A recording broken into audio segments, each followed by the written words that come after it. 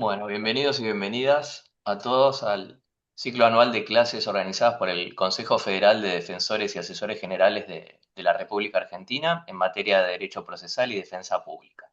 Encuentro sobre la nueva Ley Penal Juvenil número 27.801, pensar estrategias posibles para la defensa pública. Este es el primero de 4 encuentros que tendrán lugar los días miércoles de junio, los días 3, 10, 17 y 24 de 16 a 18. Destacamos que hemos recibido más de 980 inscripciones de todas las defensorías públicas del país, tanto provinciales como federales. Así que, bueno, es un éxito. Le agradecemos el compromiso y la difusión a los integrantes del Consejo Federal. Cabe destacar que, como se informó en la difusión, si bien estas 4 clases están vinculadas por la temática, se requerirá una inscripción previa para cada una de las clases. Es decir, que la inscripción de esta clase no es válida para las siguientes y se otorgarán certificados por cada uno de estos encuentros. La clase se grabará y en estos días los vamos a subir al canal de YouTube del Consejo Federal y la difundiremos en redes. Antes de comenzar, vamos a recordar algunas reglas para que esta actividad se desarrolle de la manera más ordenada en atención a la cantidad de participantes.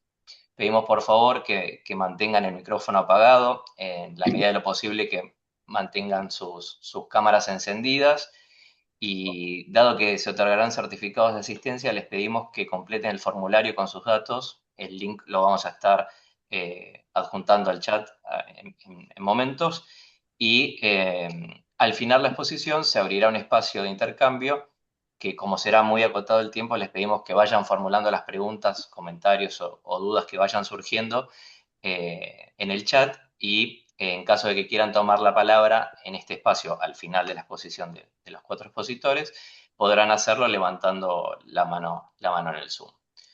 Bueno, ahora le cedo la palabra al señor coordinador del Consejo Federal, el doctor Ariel Alice, defensor general de Río Negro.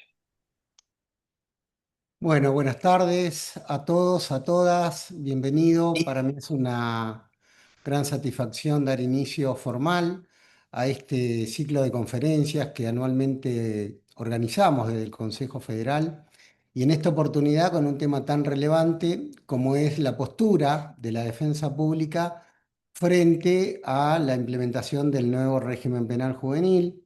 La idea es generar un espacio de reflexiones, de compartir de alguna manera algunas ideas y construir o co-construir entre todas las regiones del país posibles estrategias de cara a la implementación de este nuevo régimen penal juvenil.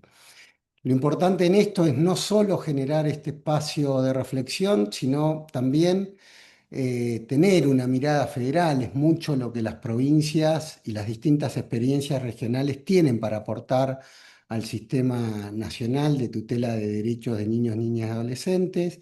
Hay algunas provincias que tienen un régimen procesal propio.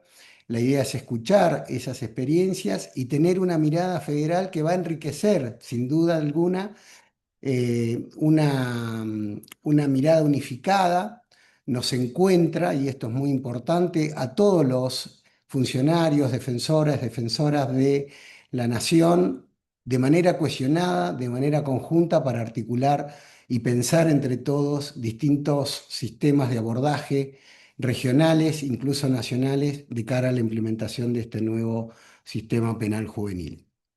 Hemos tratado de pensar un primer módulo donde vamos a hacer una especie de introducción a la nueva ley penal juvenil, un análisis comparativo con la ley 22.278, actualmente y todavía vigente, cuál podría ser una postura respecto de la baja la edad de imputabilidad tan cuestionada y también un poco la mirada de cara al sistema interamericano de tutela de derechos humanos respecto de posibles planteos de convencionalidad y de inconstitucionalidad en algunos aspectos de este nuevo régimen. También es muy importante otro módulo que se va a tratar de analizar y lo pensamos así, la idea de distintas medidas alternativas, con algo que es tan importante como es la justicia restaurativa, que ya incluso en aquellas provincias que tienen los regímenes procesales respectivos, ya tienen la mirada no solo de la interdisciplinariedad, sino también de la justicia restaurativa y la importancia de la articulación. Y también otro módulo muy importante donde quisimos exponer las distintas miradas regionales en un país tan rico y tan vasto como el nuestro, donde, como sabemos también, pueden haber algunas situaciones donde la regulación nacional avance respecto de algunas potestades provinciales y a partir de ahí ver no solo esa mirada provincial desde las distintas regiones, en el caso como mi querida Patagonia, o bien las regiones del centro, las regiones de Cuyo y la región del norte, con distintos expositores, distintos defensores, tanto de la provincia de Jujuy, de Mendoza, de Córdoba, también de Santiago del Estero y demás.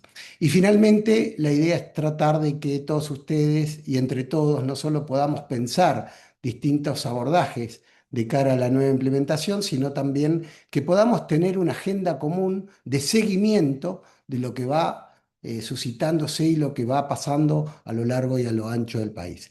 Así que agradecerles el compromiso, este ADN que tiene la defensa pública siempre comprometida con la tutela de los derechos de las personas y de los más vulnerables, en este caso de niños, niñas y adolescentes, tratar de que puedan llevarse herramientas para que entre todos podamos hacer nuestro aporte a este nuevo sistema. Así que sin más, espero que les pueda ser de utilidad. Le cedo nuevamente la palabra a Jorge para empezar a presentar este primer módulo introductorio con importantes expositores como es Maximiliano Benítez, defensor general de la provincia de Entre Ríos y ya varias veces coordinador de este Consejo Federal. La presencia también tan importante de Adolfo Sánchez Alegre, titular de ADEPRA y aparte defensor público interamericano, con toda su experiencia. También el aporte de Damián Muñoz, asesor del Tribunal Oral de la Ciudad Autónoma de Buenos Aires, y Rodrigo de Lutri, también asesor tutelar de la Cámara Federal, perdón, la Cámara de Apelaciones en el fuero penal, penal juvenil y contravencional de la Ciudad Autónoma. Así que sin más, brevemente ya concluyo y le cedo la palabra nuevamente a Jorge. Muchas gracias. Muy bien, gracias doctor. Como bien decía, la primera persona que va a disertar el día de hoy es el doctor Maximiliano Benítez, defensor general de la provincia de Entre Ríos, desde 2009, cargo que ejerce hasta la actualidad. Previamente se desempeñó como defensor de primera instancia y de Cámara y como juez de instrucción en la ciudad de Concordia. Es director del Registro Único de Aspirantes a Guarda con Fines Adoptivos de Entre Ríos, ROAER, desde su creación y presidente del órgano de revisión de salud mental de la provincia. Ha integrado, perdón, ha integrado la comisión redactora del Código Civil y Comercial de la Nación en materia de adopción y fue coordinador del Consejo Federal de Defensores y Asesores Generales de la República Argentina, autor de diversas publicaciones sobre adopción y defensa pública y participa activamente en ámbitos académicos nacionales e internacionales, habiendo expuesto, entre otros espacios, en la Academia de Ciencias del Vaticano en 2023.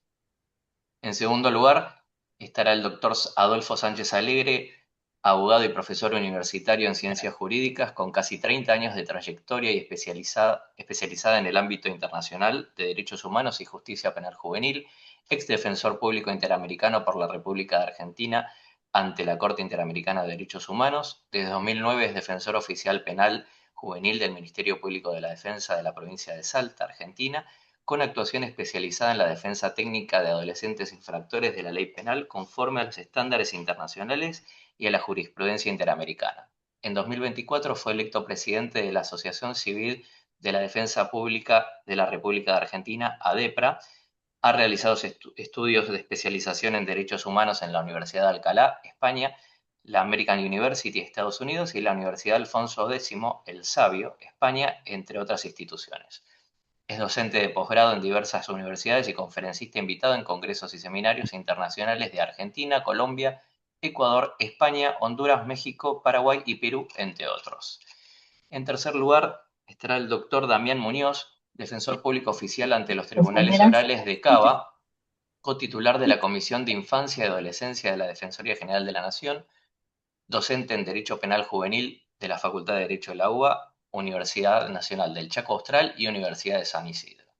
Y para cerrar el día de hoy estará el doctor Rodrigo de Lutri, abogado por la Universidad de Buenos Aires, donde cursó el programa de actualización en justicia juvenil. Es especialista en Derecho Penal por la Universidad Austral, cuenta con una maestría en leyes por Louisiana State University y realizó estudios de investigación como becario en Fulbright en University of Pennsylvania. Recibió el premio al ensayo de Derechos Humanos en la Academia de Derechos Humanos de American University, Estados Unidos, y se desempeña como asesor titular ante la justicia penal, contravencional y de faltas de la Ciudad Autónoma de Buenos Aires desde el año 2015. Bueno, le cedo la palabra al doctor Maximiliano Benítez. Muchas gracias. Hola, hola, buenas tardes a todos.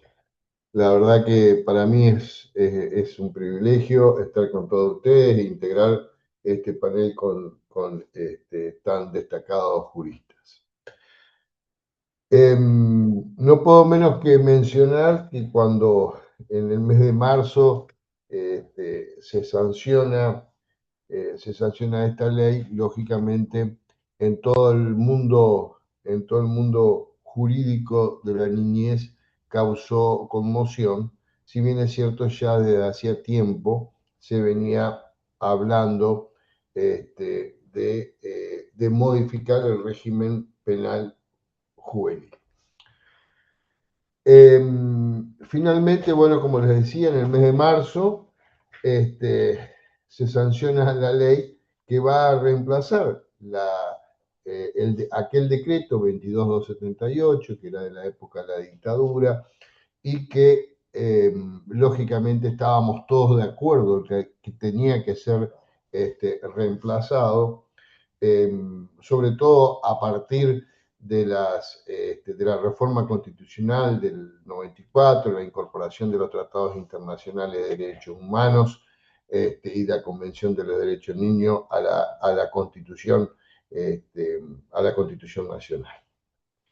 Con anterioridad a es más, hasta el Comité de los Derechos del Niño de Naciones Unidas se había expresado en el sentido de que la República Argentina debía modificar y hacer un régimen penal juvenil o crear un régimen penal juvenil acorde a los nuevos principios y a la Constitución nacional. Con anterioridad a esta ley, hubieron numerosísimos proyectos y anteproyectos que modificaban o que pretendían modificar este régimen del decreto ley 22278. Sin embargo, por una razón u otra, esos proyectos de ley no alcanzaron la mayoría legislativa como para poder ser sancionados. Siempre desde la defensa pública, en mi caso en varias oportunidades, concurrí a la Cámara de Diputados de la Nación a expresarme ya sea como coordinador del Consejo Federal o como defensor general de la provincia de Entre Ríos, a expresarme en contra de esos proyectos de leyes que fundamentalmente bajaban la edad de punibilidad. Y a decir verdad, el núcleo central por el cual todos nos oponíamos era la baja edad, diciéndome que ello era regresivo y por lo tanto era inconstitucional. Y sacábamos a tela de juicio permanentemente la observación número 24 del año 19 del Comité de Naciones Unidas de los Derechos del Niño, donde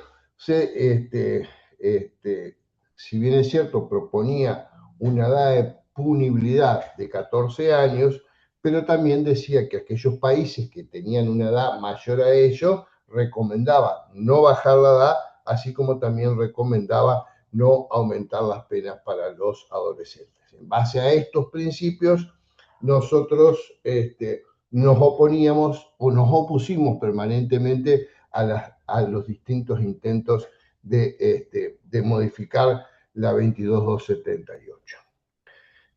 Y pretendíamos un régimen mucho más progresista, si se podría decir, de alguna manera. Sin embargo, nos encontramos con la 27801, que realmente no solamente baja la edad, sino que además tiene una serie de elementos que nosotros voy a hacer hincapié en algunas generalidades, no en artículo por artículo, porque demoraría mucho tiempo y además eso se va a hacer en todo el curso, pero en muchos artículos que entiendo que la hace regresiva, que la hace inconstitucional y que en definitiva no supera los problemas del tutelarismo que tenía la 22278. Siempre que se habló de modificar el régimen penal juvenil, se habló de bajar la edad de punibilidad, teóricamente entendiendo que al bajar la edad de punibilidad se iba a lograr una mayor seguridad ciudadana.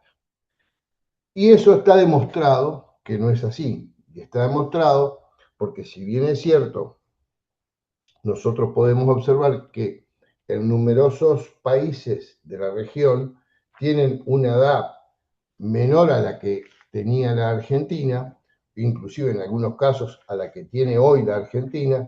Por ejemplo, Uruguay tiene 13 años, México y Brasil tiene 12 años, Paraguay tiene 14 años, y sin embargo, si nosotros seguimos a quienes proponen este principio de mayor seguridad en razón de que se baje la edad, deberíamos concluir que tales países tienen, los niños y adolescentes tienen menos incidencia del delito, lo cual eso no es cierto.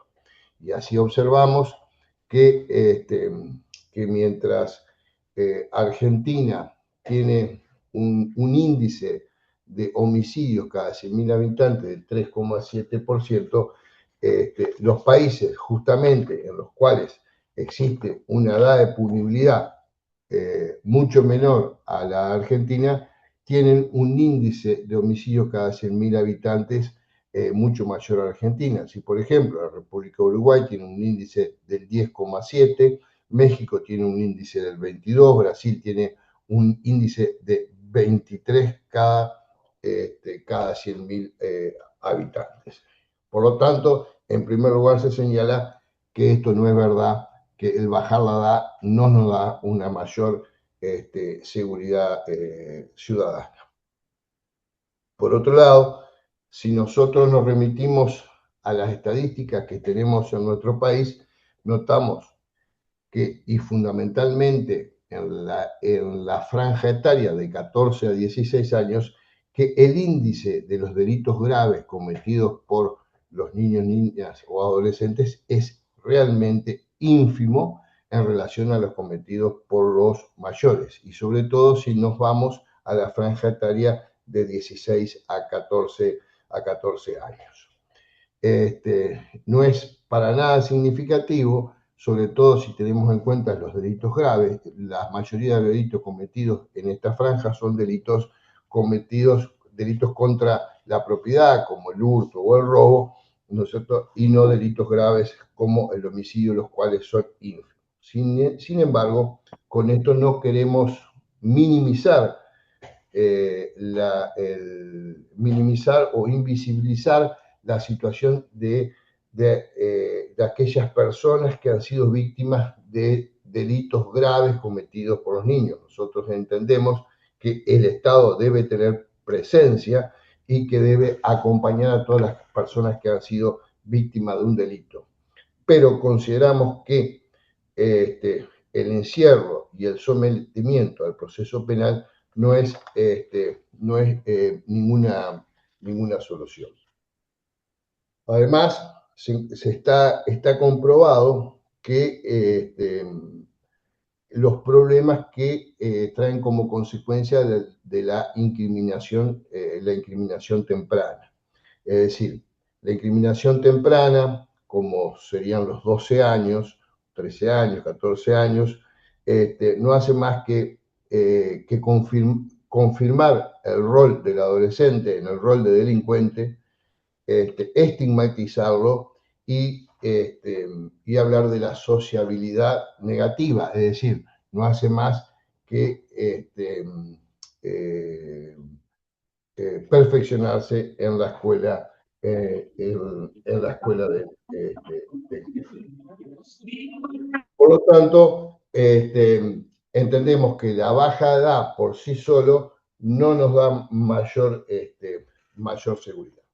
Otro tema que se dijo que se quería superar con esta ley 27801 es el tutelarismo penal que tanto daño le hizo a los adolescentes en la República Argentina. Y esto lo digo con conocimiento de causa porque cuando era defensor de niños, defensor penal de niños en la ciudad de Concordia, tenía numerosísimos niños y adolescentes sometidos a proceso penal, privados de la libertad en razón de ese tutelarismo, nosotros que, a mi entender, esta ley para nada lo supera, sino que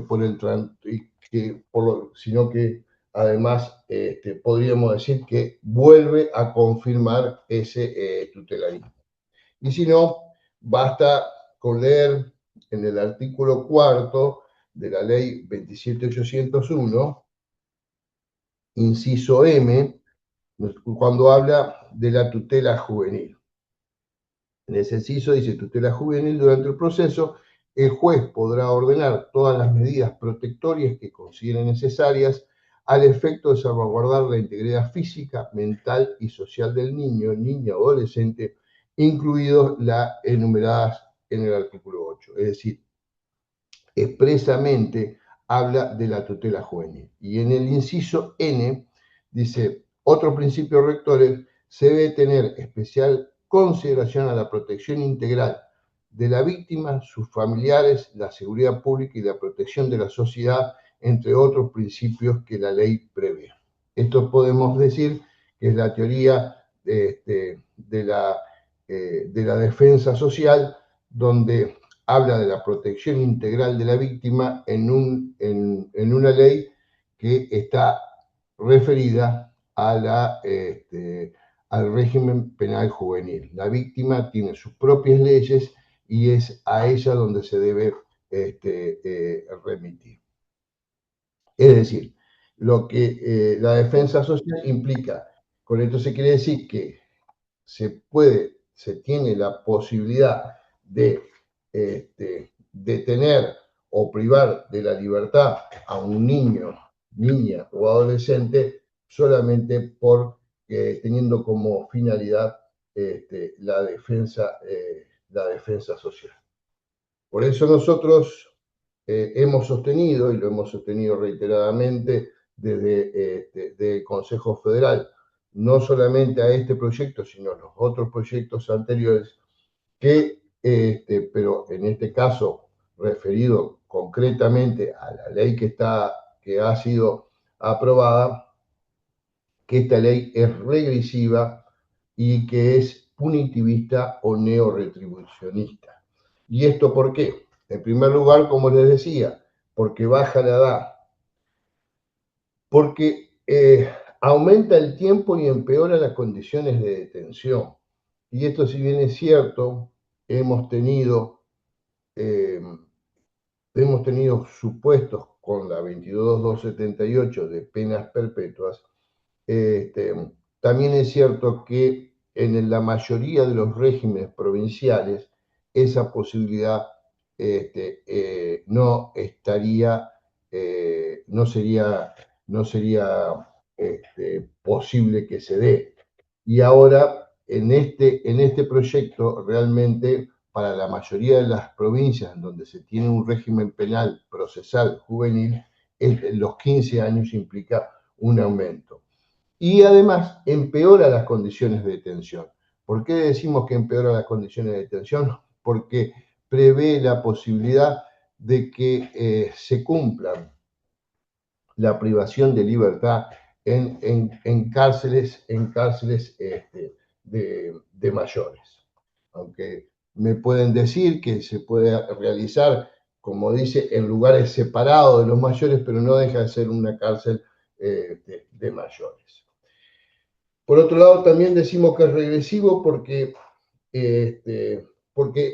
habla de la centralidad, podemos hablar de la centralidad de la privación de la libertad. Cuando todas las convenciones internacionales hablan de la excepcionalidad de la privación de la libertad, en este caso, si uno lee con atención la ley, podemos concluir que la privación de la libertad sigue siendo central. ¿Por qué esto? Porque si bien es cierto, se prevén medios alternativos a la privación de la libertad, esos medios alternativos se le ponen tantos requisitos que realmente se tornan excepcionales.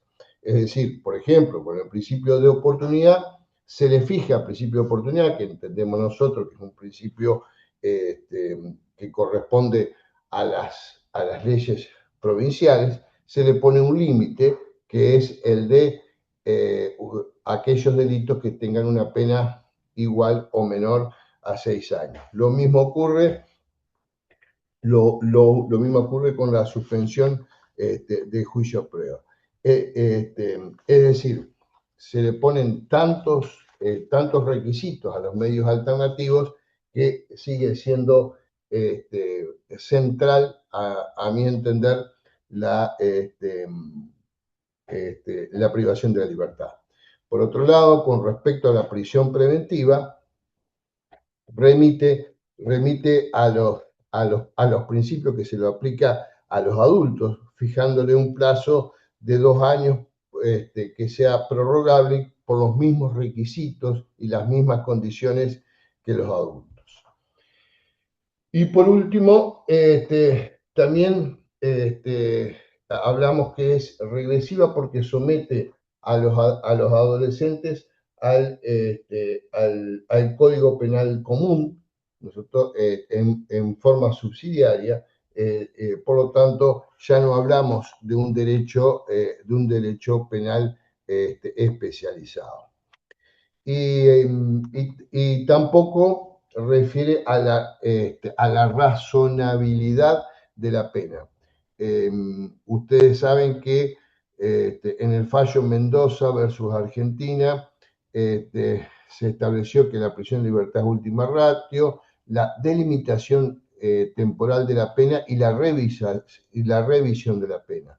Pero la razonabilidad también hace a tener en cuenta el monto de la pena en razón de la vida del niño o adolescente. Es decir, una pena de 15 años para un niño que tiene 14 o 15 años es una pena enorme en relación al tiempo que ha vivido y por lo tanto avasalla la especialidad del régimen penal juvenil.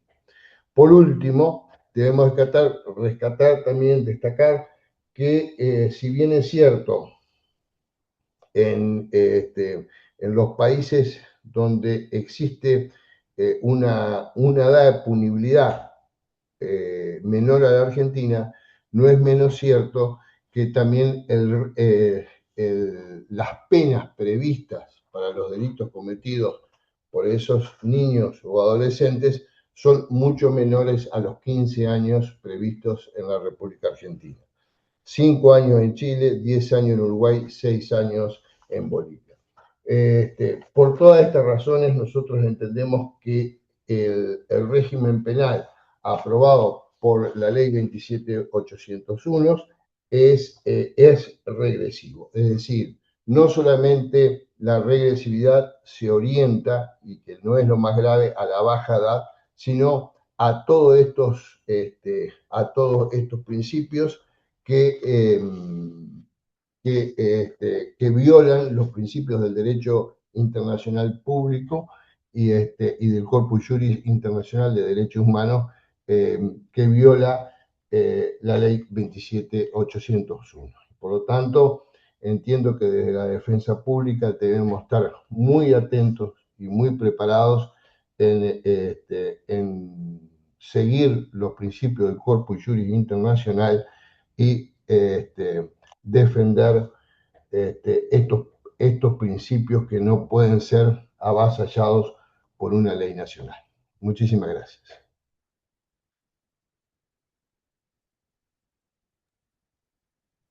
Gracias, doctor. Seguimos con el doctor Sánchez Alegre. ¿Qué tal? Buenas tardes.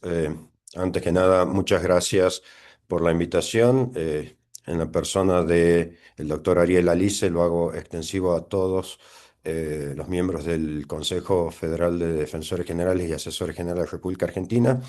Me parece que este es un ámbito muy propicio para que entre todos podamos abordar este tema que es tan actual y a los operadores judiciales nos afecta tanto, que es este nuevo régimen de responsabilidad penal juvenil, que va a entrar en vigencia el 9 de septiembre, y en línea con lo que mencionaba el doctor Maximiliano Benítez, entendemos también desde la defensa pública que somos los propios operadores los que vamos a tener que hacer aplicación de esta ley que va a estar vigente, pero sin perder de vista que existe un corpus iuris minoritatis que es de aplicación obligatoria. ¿Mm?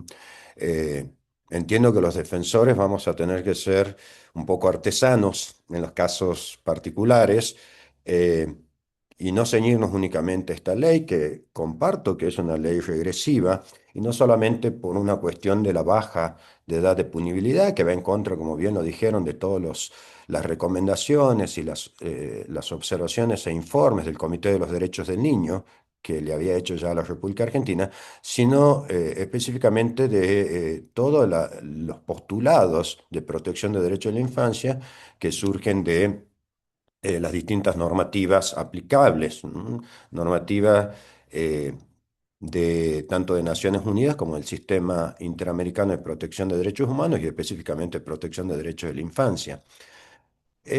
La ley esta 27801, eh, advertimos que tiene no solamente estos problemas fundamentales que mencionaba el doctor Benítez, sino también que además es una ley de fondo, pero que contiene cuestiones de forma que entendemos que no debieran estar regulados en un código penal, porque esta ley es parte integrante del Código Penal, específicamente aplicable a los adolescentes que cometan delitos.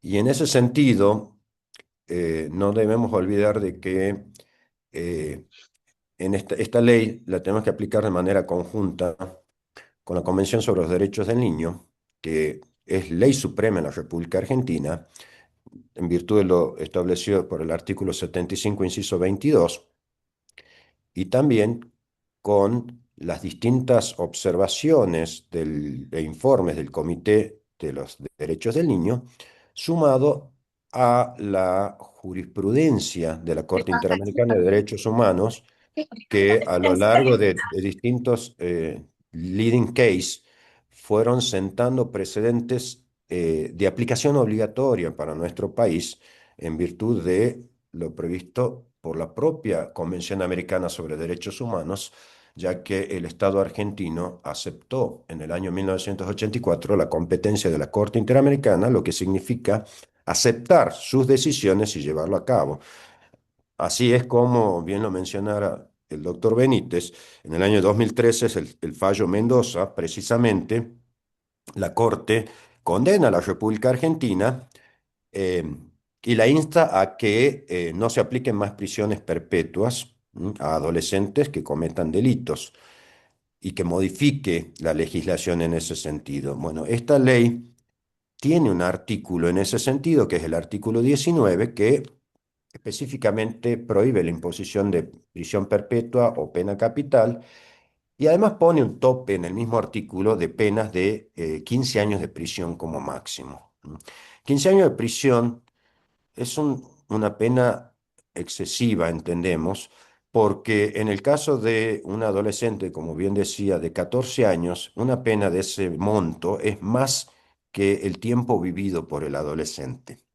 Entonces, ¿cómo podemos hablar de una finalidad resocializadora si el adolescente fue alojado en una sociedad distinta, que es la sociedad de un instituto de detención, ¿no? Un centro de detención especializado para adolescentes, y después de estar más tiempo en ese lugar que en su propia sociedad, se lo pretende resocializar, ¿no? Por eso creo que tenemos que tener en cuenta varios factores al momento de aplicar esta ley, porque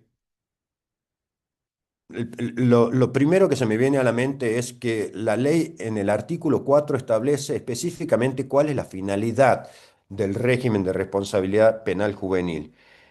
Y ahí esa misma ley nos abre las puertas a los operadores para poder plantear cuestiones de protección de derechos de la infancia a manera de planteos de inconvencionalidad. Y digo esto porque la Convención sobre los Derechos del Niño, de aplicación obligatoria, como todos sabemos, específicamente contiene dos artículos que tenemos que aplicar en el régimen penal juvenil: el artículo 37 y el artículo 40. El artículo 40, que establece cuáles son las garantías judiciales mínimas que tenemos que respetarle a todo adolescente, a todo niño, que es la terminología que se utiliza a nivel internacional, a todo niño que está acusado de la comisión de un hecho delictivo, precisamente están enunciadas ahí, ¿no? El derecho a ser oído, a que su opinión sea tenida en cuenta, el derecho a ser considerado sujeto de derecho, a contar con una defensa cierta, adecuada, sustancial, efectiva, a contar con el tiempo y los medios necesarios.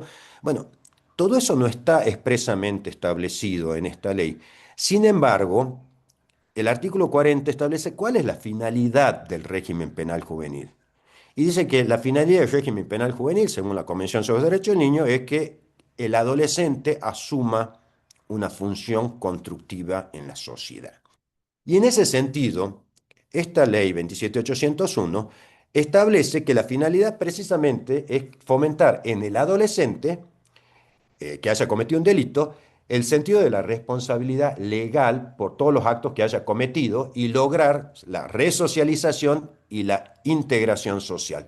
Con lo cual, en virtud de ese artículo 4, ya podemos invocar que algún otro artículo que contradiga lo que a nivel internacional y según lo que se entiende por Corpus Juris Minoritatis, que es el cuerpo específico de normativa internacional aplicable a los adolescentes que cometen delito, tenemos que actuar a favor de lo más conveniente para el adolescente. Y eso lo vinculo con el contenido del artículo 5, que establece cuáles son los principios, derechos y garantías que tienen que regir en los procesos penales juveniles, y expresamente establece que uno de los principios es el pro minoris o el favor minoritatis, como se lo llama.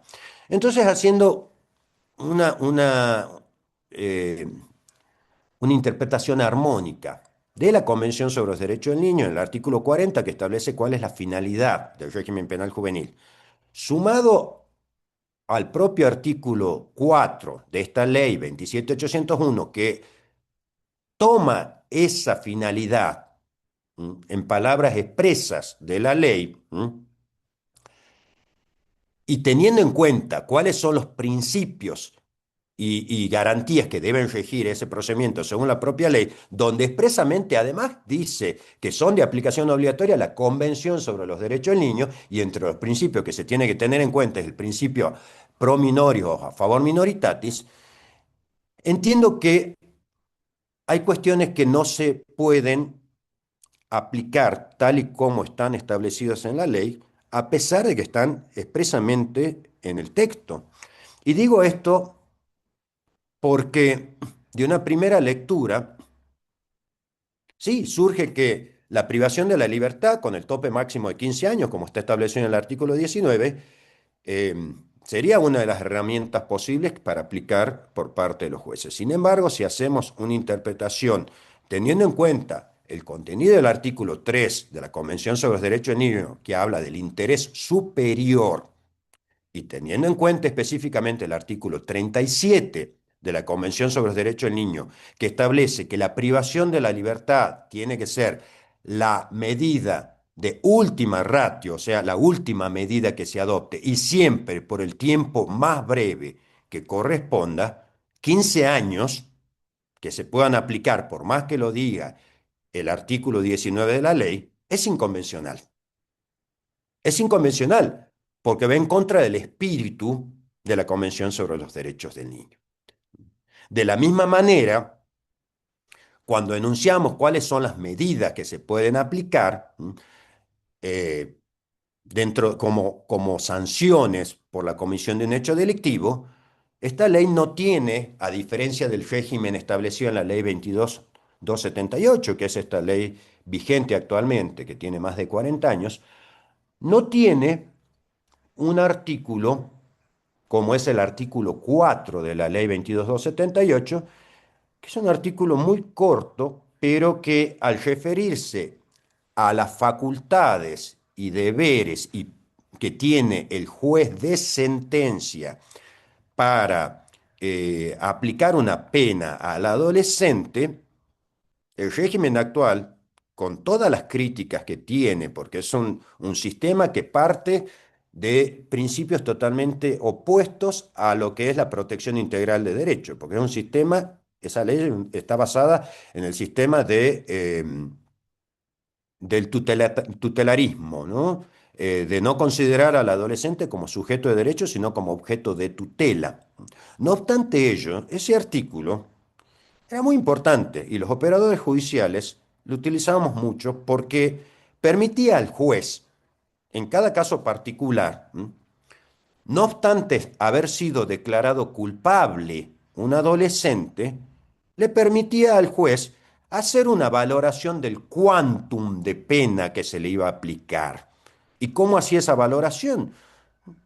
Utilizando los informes de los equipos interdisciplinarios que intervienen a lo largo de todo el proceso. Sabemos que el proceso penal juvenil es un proceso específico dentro del proceso penal de adultos y que una de las características más importantes que tiene es que es un proceso donde no solamente actuamos los operadores judiciales jurídicos, por decirlo de alguna manera, fiscales, defensores, asesores de incapaces, jueces penales especializados, sino también profesionales de otras áreas que necesitamos indispensablemente para poder resolver estos casos y dar cumplimiento a la finalidad de la resocialización del adolescente. Y esos son los licenciados en trabajos sociales, licenciados en psicología, médicos psiquiatras, en algunos casos psicopedagogos, licenciados en psicopedagogía. Es decir, el equipo interdisciplinario que coadyuva a un juez de sentencia para determinar en un caso concreto cuál es la pena que hay que aplicarle a ese adolescente que cometió un delito, en la actualidad la ley vigente lo habilitaba al juez a aplicar penas diferenciadas a los adultos. Vale decir, si a un adulto ante un determinado hecho le correspondía una pena de 10 años, a un adolescente, en las mismas circunstancias, le correspondería una pena menor. Eso estaba establecido en ese artículo que todavía está en vigente. Pero aún más, lo facultaba el juez también a perdonarle la pena al adolescente. Perdonar la pena al adolescente, por supuesto, si surgían informes favorables por parte de los equipos interdisciplinarios. Esto fue después tomado e interpretado, este artículo, por parte de la Corte Suprema de Justicia de la Nación, ya hace muchos años, en dos fallos muy importantes, que son los fallos Maldonado y Marto, donde precisamente la Corte lo que estableció es que, en realidad, si bien es cierto, es una facultad que tiene el juez a aplicar penas diferenciadas a los adultos que a los adolescentes, esta facultad más bien funciona como una obligación jurídica. Y en todo caso, el juez que pretenda no aplicar esta pena diferenciada o no imponer una pena diferenciada, tendrá que justificar jurídicamente muy bien por qué se aparta de la regla. Entonces, en la nueva ley 27801 no tenemos ninguna norma en ese sentido, porque está establecida de tal manera que pena de adulto o delito de adulto, pena de adulto, delito de adolescente, pena de adulto. O sea, no hay diferencia en cuanto a las penas que se le puedan aplicar, si es un adulto o si es un adolescente. Como tampoco no hay diferencia tampoco en la pena que se puede aplicar a un adolescente de 14 o 15 años con la pena que se puede aplicar a un adolescente de 17 o 18 años, donde, como decía el doctor Benítez, hubo muchos proyectos y anteproyectos que tenían inclusive topes de penas menores a los 15 años, e inclusive topes de penas diferenciadas según las edades.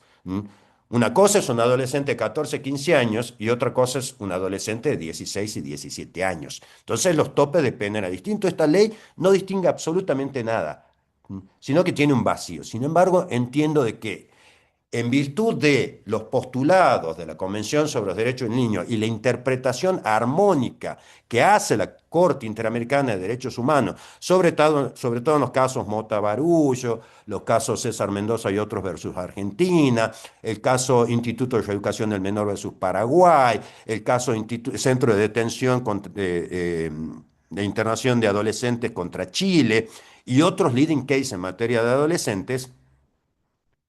Entiendo que los planteos van a tener que ser procedentes y deben ser acogidos favorablemente, porque hay una cuestión básica que como operadores judiciales no podemos desconocer, y es la jerarquía normativa. Estamos hablando de una ley nacional, la ley 27801, pero que se encuentra por debajo de la Convención sobre los Derechos del Niño en términos de jerarquía normativa, me refiero. Y si la Convención sobre los Derechos del Niño, ¿sí?, fue interpretada por la propia Corte y la República Argentina expresamente aceptó someterse a las decisiones de la Corte Interamericana de Derechos Humanos en virtud de los artículos 43, 44, 45, 46 de la Convención Americana sobre Derechos Humanos, luego Argentina no puede desconocer estos postulados.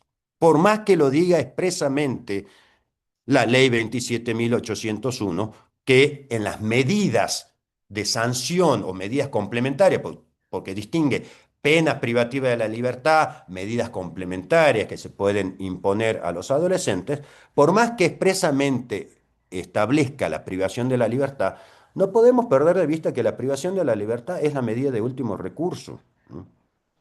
Y si hilamos un poco más fino, inclusive, y analizamos el contenido del artículo 12 de la ley 27.801, que precisamente habla de las penas, eh, nos pone un tope máximo de 3 años de penas, salvo para la pena privativa de la libertad, porque en la pena privativa de la libertad pone un tope máximo de 15 años. Sin embargo, ese artículo 12 también en cuanto a las penas, y acá simplemente estoy haciendo como un paneo general de lo que es la ley, porque sé que después van a tener encuentros donde específicamente se traten cada uno de estos temas, pero trato de hacer como un pantallazo general de lo que es la ley y de las cuestiones que entiendo que debieran plantearse desde lo judicial, digamos, como planteos de inconvencionalidades y no tanto de inconstitucionalidades, porque la Constitución no lo establece, lo establece la Convención sobre los Derechos del Niño. el artículo 11, en definitiva, si hacemos un análisis mucho más fino y leemos entre líneas, eh, también nos permite a los operadores hacer un trabajo artesanal de defensa y protección de derechos de la infancia, porque nos distingue este artículo 11 para las penas que se puedan aplicar, en realidad, tres tipos de delitos, ¿no? Aquellos delitos que tienen una pena máxima de 3 años, donde dice que el juez tiene que aplicar medidas que, en principio, equivaldrían a las penas de ejecución condicionales para los adultos. ¿Sí? Sin embargo, en esas medidas también la pone la misma ley como última instancia a la privación de la libertad, ¿no? O sea, que ahí tendremos que ver, bueno, hacer jugar el artículo 37 de la Convención sobre los Derechos del Niño para decir, en tanto y en cuanto fracasen todas las otras medidas anteriores. Pero también distingue otro grupo de delitos, que son los delitos que tienen previsto penas de prisión de entre 3 y 10 años. Y en ese caso establece que es facultativo del juez no aplicar la pena de prisión. Pero hace una salvedad, porque dice, salvo que ese tipo de delito que se le impute al adolescente se trate de un delito contra las personas, o sea, que exista la muerte de la víctima, o que se trate de un delito que tenga una grave consecuencia física o psíquica en la víctima, o que se trate también de aquellos delitos donde haya lesiones graves, gravísimas para la víctima. Entonces, en este tipo de delitos no procedería, con lo cual entendemos que se asimila más a los delitos menores con penas de hasta 3 años. Y siguiendo esa línea de pensamiento, nos quedarían solamente aquellos delitos que tienen previstas penas de 10 a 15 años de prisión, y digo de 15 años porque es el tope que la propia ley nos pone en el artículo 19, para que sea procedente efectivamente la privación de la libertad según el propio texto de la ley.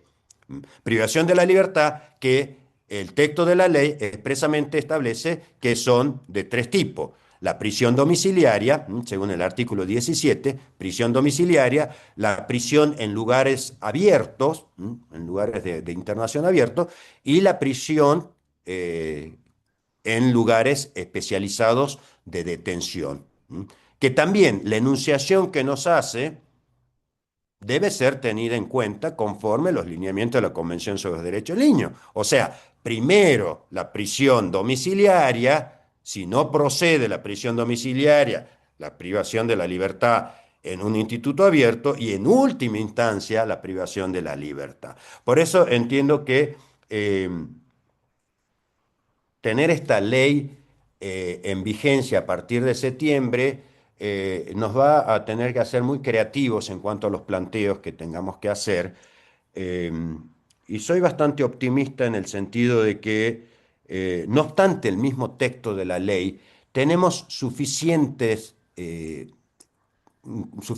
leyes, suficiente cuerpo normativo específico en materia de adolescentes infractores de la ley penal, que nos pueden dar respuestas favorables para plantear en cada caso particular la no aplicación de esa disposición, no obstante que esté expresamente prevista. Para cerrar y no extenderme en el tiempo, creo que es importante tener en cuenta esa situación y sin dejar de lado lo que mencionaba el doctor Benítez de la vulneración a los principios de progresividad y no regresión. eh, Hay un tema que también es fundamental porque en la propia redacción de la ley en el artículo 1 tampoco es muy feliz. La ley 22.278, en los pocos artículos que tenía, creo, y es una opinión muy personal, que tenía una redacción mucho más clara, porque decía, son punibles los adolescentes o los niños, porque en ese momento no se hablaba de adolescentes, ¿sí? O los menores de edad es el término que utilizaba, porque esa era la terminología que se usaba en la década del 80, que tengan entre tantos y tantos años, ¿sí? O sea, menos de 16 años de edad. y no son punibles los de 16, 17 años de edad, salvo respecto de los delitos que tengan penas graves. O sea, la ley porque si es un régimen de responsabilidad penal juvenil, lo que tiene que decir la ley es cuando un adolescente o un joven, siguiendo la terminología, va a ser punible o no va a ser punible, porque es el régimen de responsabilidad, o cuando un adolescente o niño, no podríamos hablar de niños y niñas, y ese tema aparte, y no quiero extenderme en eso, porque también tiene muchas deficiencias de redacción. Porque si la propia ley habla de 14 años, no puede contradecir el Código Civil y Comercial de la Nación, donde sabemos que tenemos marcadas las tres franjas etarias en la República Argentina. En la República Argentina uno es niño desde que nace hasta los 12 años, adolescente de 12 a 17 y adulto de 18 en adelante. Entonces no podemos hablar en una ley que específicamente dice ámbito de aplicación. No dice quiénes son punibles y quiénes no son punibles. Ámbito de aplicación de la ley. ¿Sí? Ámbito de aplicación, yo entiendo que es un ámbito de aplicación geográfico, no demográfico. ¿No? Entonces dice, ámbito de aplicación se aplicará a los adolescentes, ¿sí? Que tengan entre 14 años y que no hayan cumplido o hasta el día que cumplan los 18 años, hasta las 0 horas del día que cumplan 18 años. Entonces, ya ahí tenemos un primer problema también, ¿sí? Porque la propia ley no nos dice las edades de punibilidad. Y acá me surgen muchos interrogantes. ¿Qué va a suceder entonces con un adolescente de 13 años que comete un homicidio? La propia ley dice que no tiene ámbito de aplicación para ese caso. Entonces creo que esta ley no podemos dejar de interpretarla a la luz de todos los instrumentos internacionales de protección de derechos de la infancia, porque entiendo que es la única manera de que no incurramos en vulneraciones a los derechos de niñas, niños y adolescentes, tal y como nos tiene sancionados la propia Corte Interamericana de Derechos Humanos a lo largo de todas las sentencias contra la República Argentina. Muchas gracias. Muchas gracias, doctor Sánchez Alegre. Ahora vamos con el doctor Muñoz. Le cedo la palabra. Bueno, gracias Jorge. Bueno, buenas tardes a todas y a todos. ¿Se escucha bien? Sí. A todas y a todos. Bueno, un placer estar acá. Gracias al Consejo Federal por la invitación, a Ariel, a Maximiliano. Eh, por supuesto que voy a hacer pie en muchas de las cosas que dijo Maximiliano y también Adolfo. Eh, Me parece importante en una primera aproximación ser categórico en algunas cuestiones e hilvano lo que dijeron antes Adolfo y Maximiliano, y es que esta ley, a mi criterio y desde la mirada de la defensa pública, no puede sino ser pensada como una batalla perdida de la defensa pública, ¿no? Y de todos los sectores que militamos por los derechos de la infancia y la adolescencia, digamos. Será cuestión de otro tipo de discusiones, de otras especialidades, de cuáles fueron las condiciones de posibilidad que permitieron en este contexto, en este país, en ese febrero, sancionar una ley que durante mucho tiempo estaba empantanada, ¿no? En un empate legislativo que por algún motivo se destrabó y se destrabó de la peor manera posible. Quiero decir, esto puede ser una lectura muy disímil para distintas jurisdicciones, pero en lo que respecta a la Justicia Nacional de Menores, tal como se llama acá en la capital federal, esta ley va a implicar un aumento de la crueldad hacia los adolescentes. Y esto la defensa pública lo tiene que decir, lo tiene que denunciar, lo tiene que visibilizar. Va a implicar no solamente el aumento de causas penales y de casos penales, sino el aumento de privación de libertad de adolescentes y muy chicos. Entonces, como defensor oficial, como defensor público oficial, yo no puedo aceptar que uno diga que esta ley es medio vaso lleno. O sea, y hay algún discurso que dice, bueno, sí, bueno, sancionó, el Estado argentino saldó una deuda. de la democracia, con la cuestión penal juvenil, una normativa que incrementa la cantidad de criminalización y de adolescentes privados de libertad no puede ser saludada por la defensa pública. Esto más allá de que la ley brinde algunos elementos, nosotros representamos intereses concretos, que también nos va a permitir defender, utilizar la ley para defender casos o cuestiones concretas. Pero en términos generales, en el ámbito donde nosotros trabajamos, donde yo trabajo en la Ciudad de Buenos Aires, en la Justicia Nacional, va a implicar una saturación de la privación de libertad. Esto es así. Eh, de todos modos, es lo que hay, se aprobó la ley, va a haber que aprovecharla en algunos aspectos. Ahora, la idea es marcar algunas cuestiones, algunos planteos posibles o algunos cuestionamientos posibles. Ya algo lo dijo Maximiliano, algo lo dijo Adolfo, hacer un poco de hincapié en algunas inconsistencias puntuales de la ley.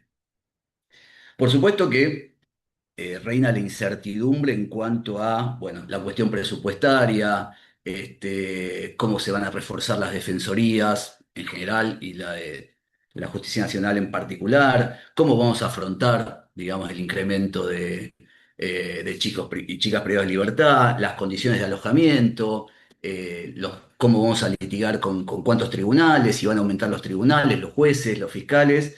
La incertidumbre es total y septiembre es pasado mañana y no hay demasiado movimiento que avisore que alguien está craneando esta situación. Muchos están apostando a su no implementación, pero lo cierto es que como defensa pública tenemos que estar preparados para que a principios de septiembre tengamos que salir a litigar con esto. Em, Como decía, bueno, ayer tuvimos otro espacio también de discusión y seguramente me voy a repetir, pero bueno. En primer lugar, algo que me gusta decirlo, no sé si me gusta decirlo, pero me parece que es así, digamos, hay que salir un poco de la grieta penal juvenil, digo, a la hora de actuar como defensor concreto, defensora concreto, digamos, ¿no? Una cosa es la cuestión que uno puede tener como defensor público, una visión institucional, y otra cosa es cuando uno tiene que defender a una persona, a un chico, una chica de carne y hueso y ver, por ejemplo, que el tope de 15 años a un pibe que hoy está condenado a 17, bueno, va a haber que utilizarlo como aplicación de ley penal más benigna o como recurso de revisión. No, o sea, uno no podría decir, no, como la ley es regresiva, no aplico el tope de pena. Claramente, por eso va a haber que salir un poco de esta grieta, ¿no? Ley nueva sí, ley nueva no, defender o no defender el decreto ley. Y esto va a implicar un desafío y también entiendo que va a implicar un desafío de las propias defensorías generales, o en el caso de la Defensoría General de la Nación, para generar también un poco de instrucciones para dónde hay que ir, no cuál va a ser el criterio. Sobre todo, porque esto Adolfo lo sabe muy bien, bueno, todos, todavía se está supervisando la condena del caso Mendoza ante la Corte Interamericana. ¿Qué impacto puede tener en la supervisión de esa condena a nivel regional la aprobación de esta ley? Es otro problema institucional que hay que tenerlo presente.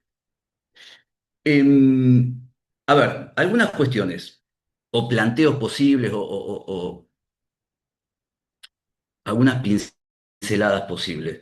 En primer lugar, y adhiero a esto que decía Maximiliano antes, me parece que como una primera caracterización, la ley tiene una lógica sancionatoria punitivista.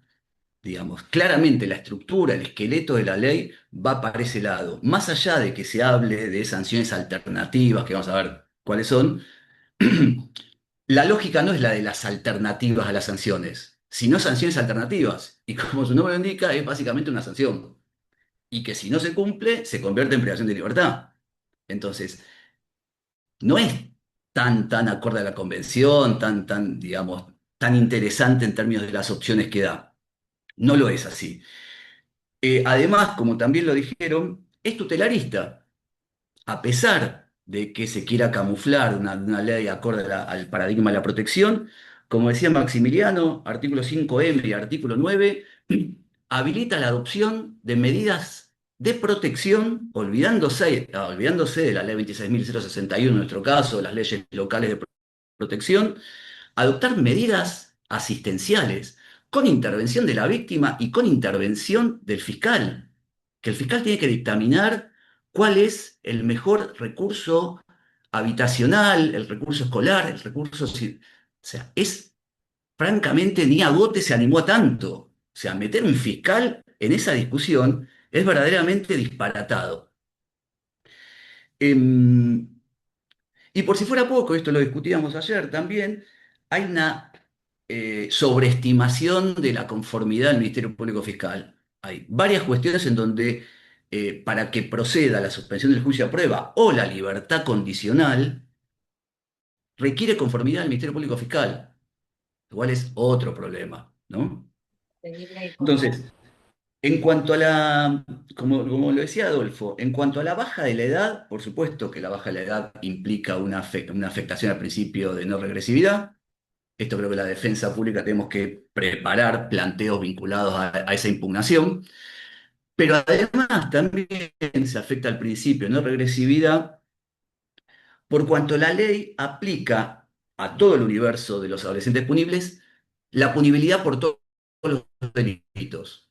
Hoy, el artículo 1 de la ley 22.278 establece la punibilidad relativa de los adolescentes punibles, excluyéndola en casos de delitos que no superen los 2 años, o tengan pena de multa, inhabilitación, etc. O sea, hoy un chico o una chica de 16 años no es punible por un hurto simple o por una violación de domicilio. A partir de esta ley va a ser punible la franja de 16-17, con lo cual ahí también hay otro planteo de no regresividad en esa franja. Entonces, se afecta este principio por la baja de la edad y por la ampliación de la punibilidad. Em,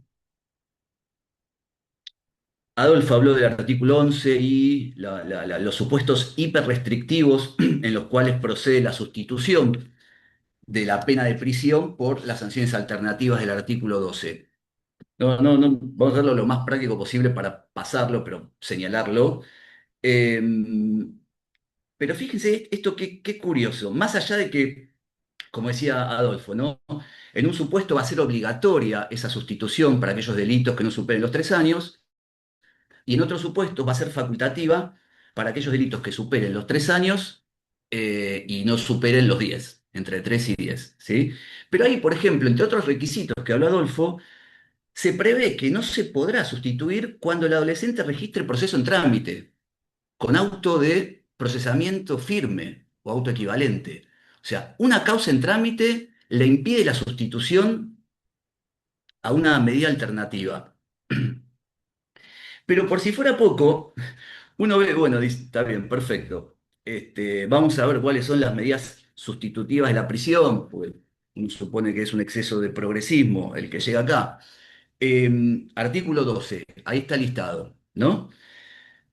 Inciso H, reparación integral del daño a la víctima. O sea, el artículo 12, H establece como sanción alternativa la reparación integral, que en el Código Penal para los adultos es un supuesto de extinción de la acción. Entonces, para los menores de edad, para los adolescentes, lo establece como una condena. O sea, si se hace la reparación integral, le va a quedar un antecedente, una condena, en el régimen este. Si lo hace un mayor con reparación integral, extingue la acción y desaparece la causa. Y por si fuera poco, uno dice, bueno, artículo 12, supuestos para las medidas para sustituir la pena de prisión. Y va al inciso y las penas privativas de libertad son sanciones sustitutivas a la pena de prisión. Es raro. O sea, la privación de libertad sustituye la privación de libertad. O sea, esto como para ver todas las inconsistencias que tiene. Por si fuera poco, existe una contradicción interna de la ley entre los artículos 16 y 21, en donde uno establece que en caso de verificarse el incumplimiento de algunas de estas sanciones, se revoca y debe disponerse la pena privativa de libertad. Y unos articulitos más, la ley es corta, digamos, unos articulitos más abajo, exactamente 5, dice que ante el incumplimiento injustificado de una pena alternativa deberá sustituírsela por otra más severa de la lista del 12. O sea, uno lo convierte en privación de libertad, otro es, bueno, se entiende que a medida que va bajando el inciso, cada vez es más severa, entonces ahí hay otra inconsistencia. Em, por supuesto, bueno, el artículo 19, que está muy bien, el tope de pena a los 15 años, ¿sí? Em, Esto va a habilitar, perdón, a planteos por ley penal más benigna o revisión, según sea condena no firme o condena firme, para que todos, y hay a nivel país varias o muchas condenas más allá de los 15 años, ¿sí? Y esto va a habilitar, esto digo, va a implicar la libertad inmediata. Y habría que incluso pensar ahora qué planteos se pueden presentar en este mismo momento, mañana, con una ley aprobada pero no vigente. ¿Qué sentido tiene tener hoy gente detenida con condenas de 16, 17, 18, con una ley, insisto, que está aprobada, pero no está vigente? Y eso va a habilitar planteos. Eh, Artículo 19, libertad condicional. Está el mismo requisito temporal que para los adultos, 2/3 partes de la condena. No hay ningún trato diferenciado en relación a la libertad condicional de los adultos. No hay revisión periódica. ¿Dónde está lo que decía Adolfo ahí está, sí, lo que decía, no hay revisión periódica? ¿Dónde está la privación de libertad como última ratio y por el tiempo más breve que proceda? Acá hay otro problema de afectación al principio de especialidad. Artículo 24, inimputabilidad de los adolescentes. Y acá está Viviana Schweizer, que hace poquito publicó un libro sobre esta cuestión. Hubiese sido una oportunidad hermosa como para poder analizar las particularidades y singularidades, que es lo que trabaja Vivi en ese texto, en materia adolescente. No se puede homologar la inimputabilidad del artículo 14 para los mayores que para un pibito, pibita de 14, de 15, 16, con policonsumo, con cuestiones cognitivas, en situación de calle. Nada, es lo mismo. Y por si fuera poco, requiere un peritaje que indique el riesgo de cometer nuevos delitos. Nadie sabe quién puede hacer ese, digo, videncia, clarividencia, tarotismo o lo que sea, pero no hay ninguna disciplina científica que pueda decir que un pibe o una piba no vaya a cometer, ni un pibe, ni un adulto mayor, ni lo que sea. Unas cuestiones más graves, eh, artículo 30, traslado a unidad para adultos después de los 18 años de edad. Esto es claramente un supuesto de transferencia al sistema penal de adultos de dispositivos penales juveniles, de imputados e imputadas, digamos. Después la ley habla de ejecución especializada, del principio de especialidad. Que alguien explique cómo se puede zanjar el principio de especialidad trasladando automáticamente a un imputado, una imputada, una condenada, un condenado por el régimen penal juvenil a una unidad de adultos, con todo lo que implica ese cambio de lugar de alojamiento. Después hay una serie bueno, el capítulo 10 son normas exclusivamente para la competencia nacional ordinaria y federal, muy vinculada a nuestro trabajo, a nuestro ámbito. Algunas cositas que querían marcar y ya estamos cerrando. Artículo 38, insisto, capítulo 10, tiene que ver con nuestra competencia nacional ordinaria y federal. Principio habla de la especialización, ¿no? Dice que los operadores tienen que tener conocimientos específicos en los pronunciamientos de la Corte Interamericana de Derechos Humanos, la Corte Suprema de Justicia de la Nación, tribunales superiores y la ley. Omite toda mención al Comité de los Derechos del Niño. Es curioso, ¿no? Que el máximo intérprete de la Convención sobre los Derechos del Niño, que le dijo a la Argentina, che, sanciona la ley de acuerdo a la Convención, pero no bajes la edad ni endurezcas el sistema, la propia ley, que supuestamente cumple ese mandato, no lo menciona. Eh, Habla de la jurisprudencia de la Corte Suprema. Como decía Adolfo, del 2005 para acá hay un manojo, hay una línea jurisprudencial de la Corte de Maldonado para acá que establece culpabilidad disminuida, trato diferenciado, incluso en algún fallo que después se desdice hable de la revisión periódica, etcétera, etcétera. De alguna manera, si uno aplica esos criterios jurisprudenciales, quiero decir, ¿podemos aplicar Maldonado para cuestionar esta propia ley? ¿Qué diría la Corte si hay una ley que homologa los mínimos a mayores y a menores de edad, se garantiza el trato diferenciado por culpabilidad disminuida. Ayer discutíamos, una jueza decía, bueno, que la ley no contempla mínimos, que la ley no tiene mínimos. Y eso habilitaría hacer un tratamiento diferenciado. Yo creo que es discutible, obviamente, si hay que ir a litigarlo, diremos que no tiene mínimos, que todo se maneja con los máximos, pero una forma, yo creo que es un planteo que vamos a tener que hacer bastante, que va a ser o sostener que no tiene mínimos o sostener perforación del mínimo. ¿Sí? Porque va a ser la única forma de garantizar el trato diferenciado con los mínimos entre un imputado mayor de edad y un imputado menor de edad. Está claro que el tope de 15, o sea, que no se garantiza el trato diferenciado por el tope de pena, por los 15 años.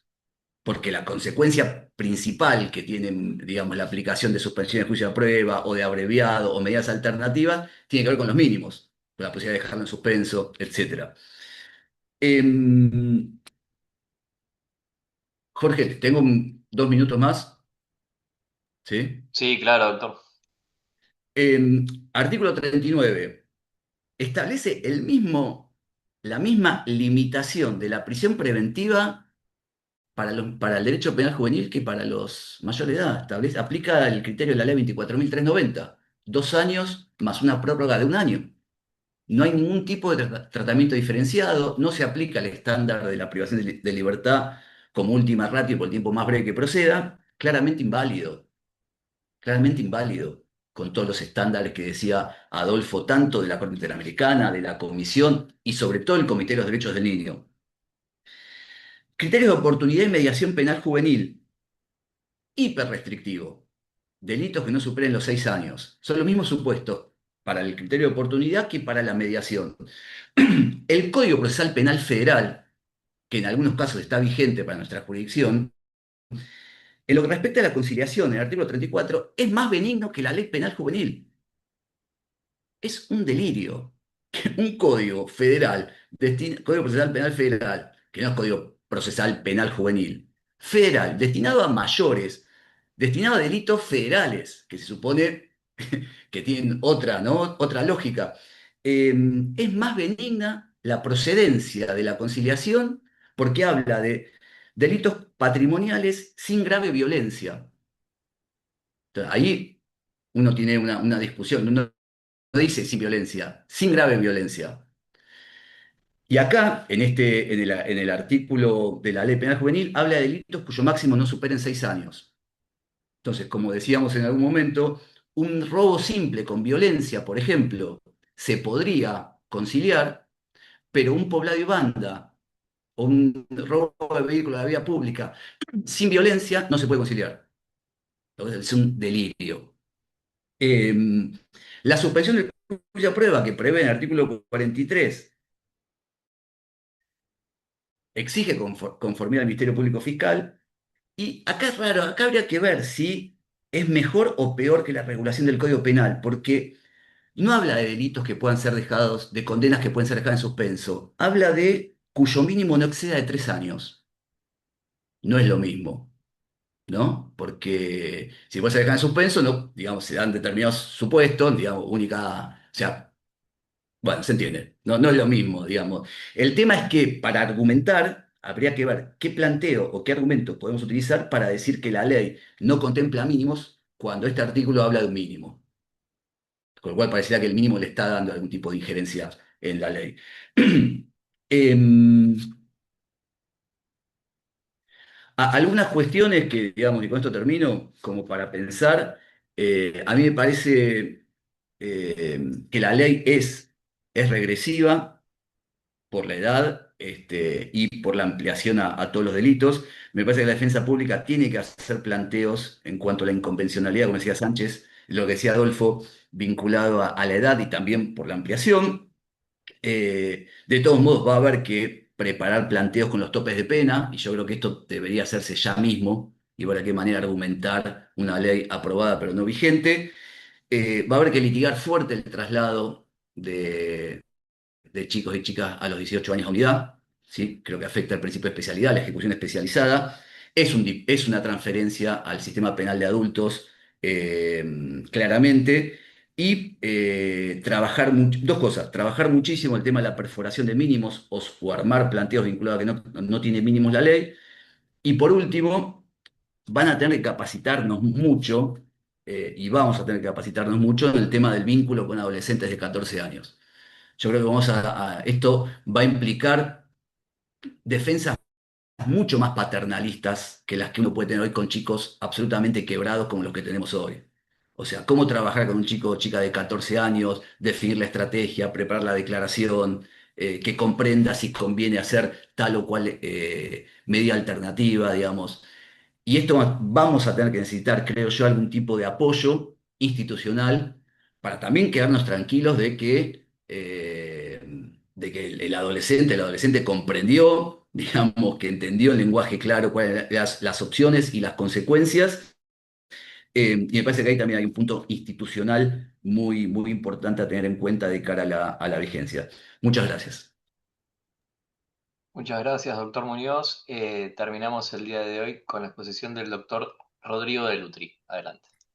Buenas tardes, muchas gracias. Un gusto estar acá con ustedes. No sé si se escucha bien. Sí, Perfecto. perfecto. Bueno, en primer lugar, agradecer a las autoridades del Consejo Federal por la posibilidad de estar acá, de compartir con los colegas este espacio, la verdad que un verdadero gusto.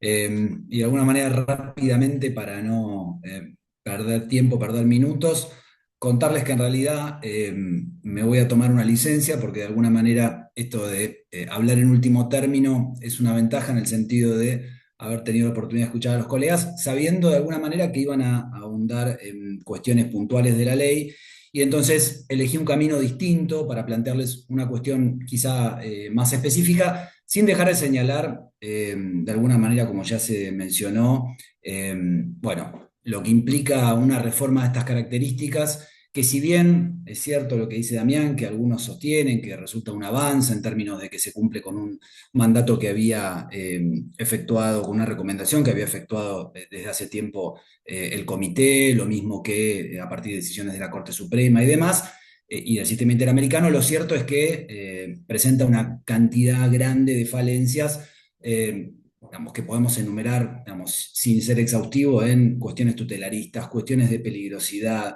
que le brinda facultades excesivas en un punto al Ministerio Público Fiscal y también al juez penal juvenil, lo mismo que va en contra de la respuesta diferencial en lugar de ir en línea con lo que se esperaría, pero sin embargo, a su vez, como postulados, la ley destaca esta idea de la especialidad de los operadores, ¿sí? Como si quizás nosotros, estando especializados o especializándonos aún más, pudiéramos salvar justamente todas las falencias que la ley va a presentar, lo mismo que el reconocimiento de toda esta normativa internacional aplicable, que es el cuerpo jurídico de derechos de la niñez o de la infancia, y que entonces, en definitiva, parecería que una cosa se podría complementar o se podría salvar con la otra. En realidad, justamente chocan claramente postulados, por un lado, como los que mencioné al principio, con esta otra idea que destaca la ley. Lo que me queda claro, y es un poco también el sentido de esta presentación, tiene que ver con el sesgo, y acá coincido con Damián, claramente punitivista que tiene la norma, ¿sí? Eso me parece que si uno hace una lectura integral de la norma, se da cuenta que todo está enfocado al tránsito de los adolescentes a lo largo del proceso juvenil. Y me interesa que se queden con esta idea del tránsito durante el proceso, porque justamente mi interés tiene que ver con otro, quizá por mi rol de asesor tutelar, que es precisamente el ingreso al sistema y la salida del sistema, ¿sí?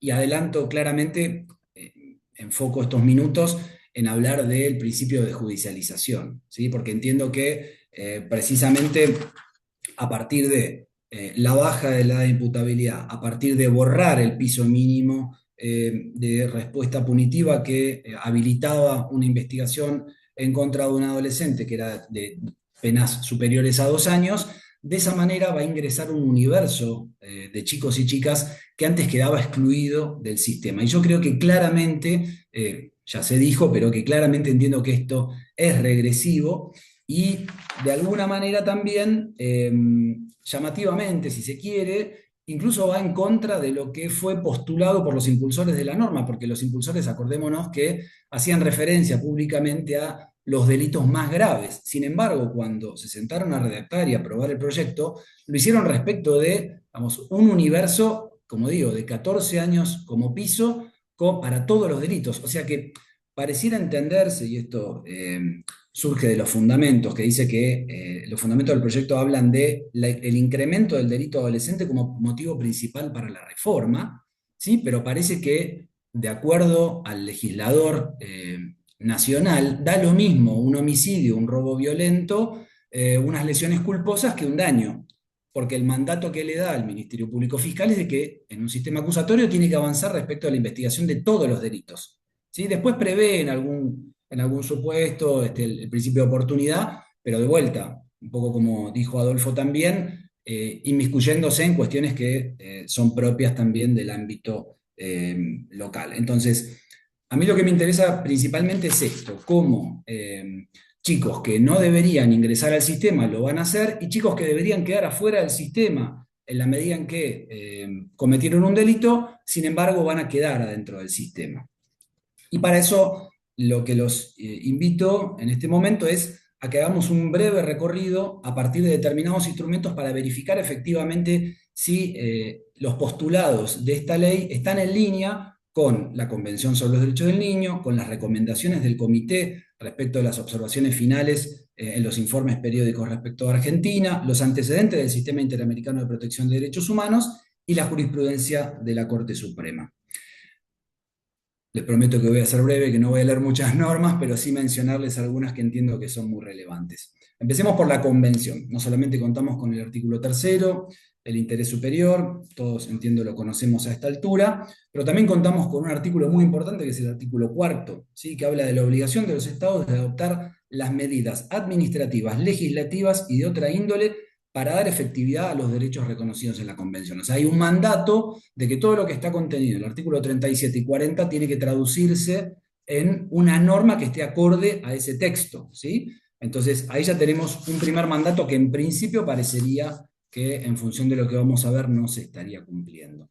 Después, desde ya el artículo 37, inciso B, sobre todo bajo la idea de la aplicación de una pena y la limitación de la libertad como último recurso, que esto lo describía muy bien también Adolfo. Ahora, la pregunta que cabe hacerse entonces es, si ese es el último recurso, si la aplicación de una pena es el último recurso, si la privación de libertad va a ser el último recurso, ¿cuál debería ser el primer recurso entonces como respuesta al delito adolescente? ¿Sí? ¿Qué acciones debería llevar adelante el Estado que cumplan con el fin socioeducativo que establece la Convención? Bueno, como una primera aproximación a esta cuestión, podríamos echar mano entonces del artículo 40, inciso 3b, ¿sí? Que precisamente habla, entre otras cuestiones, del principio de judicialización, que dice que supone la implementación de respuestas menos lesivas y más efectivas para abordar justamente el conflicto. No en todas las jurisdicciones es así, pero por ejemplo, la jurisdicción de Ciudad Autónoma, toda causa penal está de alguna manera definida como un conflicto, lo cual habilita precisamente a la aplicación directa de medidas restaurativas y de otro tipo también sin recurrir a la aplicación de penas o la privación de libertad. Por otro lado, contamos con las recomendaciones del comité, ¿sí? Y acá concretamente el último informe, que es el 7º, recomendaba, entre otras cuestiones, justamente la modificación de la ley 22.278, pero la idea era que fuera reemplazada por un sistema superador, claramente.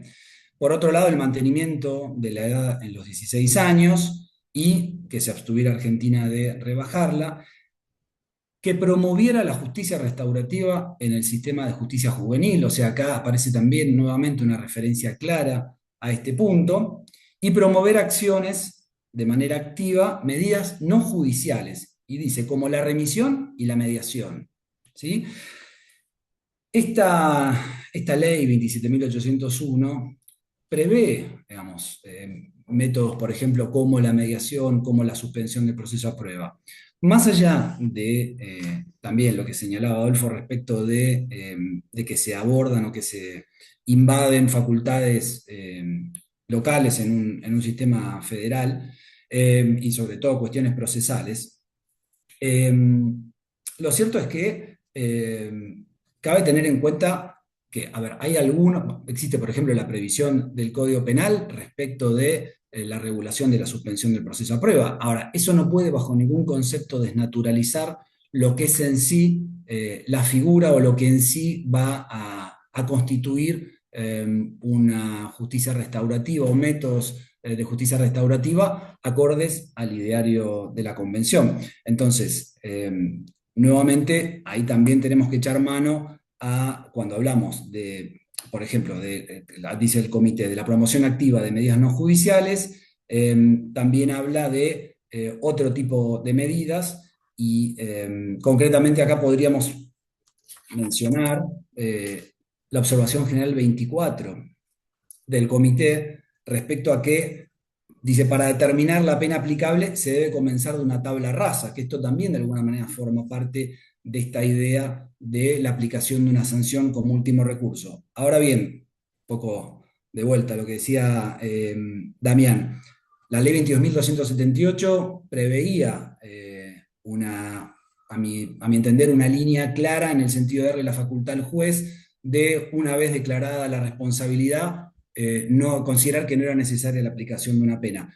Esta ley para mí no lo dice de manera clara, ¿sí? Al no decirlo de manera clara, digamos, eso implica que por lo menos tenemos que salir como defensa, como asesoría tutelar, a dar la batalla legal para que se entienda que esto es así. Entonces, de lo contrario, estamos ya hablando de los mínimos o procurando que se perfore el mínimo.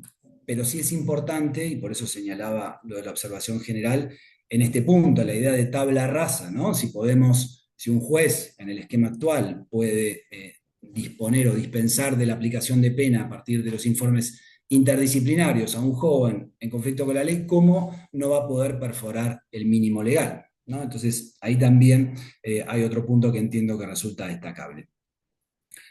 Yendo a las decisiones de la Corte del Sistema Interamericano y en concreto de la Corte Interamericana, antes se mencionaba, entre otros fallos, el caso Panchito López, Instituto de Reeducación del Menor versus Paraguay, y fíjense que ya en ese momento, en el párrafo 211, se hacía referencia que a la luz de las normas internacionales pertinentes en la materia, la referida jurisdicción especial, ¿sí?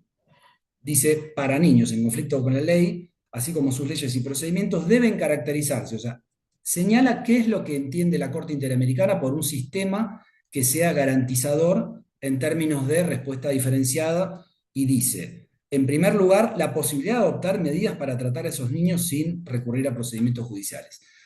Acá un paréntesis, algo que no dije antes. En ningún lugar de esta ley uno puede avisorar que subyacen los postulados de las directrices de Riad, ¿sí? Sobre prevención de la delincuencia juvenil. Uno puede decir, bueno, quizás se trató de un problema de mala técnica legislativa, ¿sí? O sea, se habla en todo momento de cuestiones punitivistas y al final deja entrever que, bueno, en algún caso se podrá prever la mediación, en algún caso se podrá prever la suspensión del proceso a prueba.